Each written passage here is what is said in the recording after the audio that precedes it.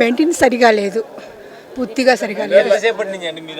అంటే ఇక్కడ సైడ్ మనం చూస్తే అందరు లైన్లో వెళ్తున్నారు కదా, అక్కడ ఆపేసేయాలి పోలీసులు. వీళ్ళు సైడ్ నుంచి వెళ్ళేసి ఆడు దూరేస్తున్నారు, వాళ్ళ పాటి వాళ్ళు మళ్ళీ వచ్చేసి మళ్ళీ దూరేసి వెళ్ళిపోతున్నారు. ఫస్ట్ 20 రూపాయలు, ఇది 50, అది 100.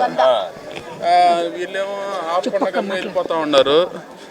వాళ్ళు పోలీసులు ఏమో ఆపకుండా ఆడ కూర్చొని గమ్ముగా ఉన్నారు. ఇల్పాటికి వెళ్ళి వచ్చేసి వెళ్ళిపోయి దూరేసి వాళ్ళ పాటి వాళ్ళు చేసుకొస్తున్నారు. వీళ్ళేమో కదలకుండా గమ్ముగా ఇక్కడే ఉన్నాం. నా క్యూలు మాత్రం నడవకుండా ఎక్కడే ఉంది. ఈ జనాలకి కనీసం వాటర్ ప్యాకెట్ కూడా అందించకుండా డబ్బు సంపాదిస్తున్న గుడులు అయిపోయింది పరిస్థితులు. మరి హిందూ మతాన్ని స్థాపిస్తారు, హిందూ మతాన్ని చేయించాలంటారే, వీరికి తప్పు కదా ఇదే. 100 రూపాయలు టికెట్ పెట్టారు, చూడండి ఒక్కసారి చూడండి, ఓహోరున్నారు, కళ్ళు తిరిగిపోతున్నారు జనాలు. కనీసం వాటర్ ప్యాకెట్లు ఎంత ఉన్నాం? 12 గంటల నుంచి ఉన్నాం మేము, 12 గంటల నుంచి ఉన్నాం. మాకన్నా ముందు వాళ్ళు ఉదయం నుంచి ఉన్నారు కదా. అందులో ఎండట ఉంది, సూర్యభగవాడు ఎలా ఉన్నాడు, మండిపోతున్నాడు. ఇలాంటి సమయంలో మజ్జిగలో పర్లేదు, కూల్ డ్రింక్స్ పర్లేదు, వాటర్ కనీసం అట్లీస్ట్ వాటర్ అనే కూడా అందించలేదు.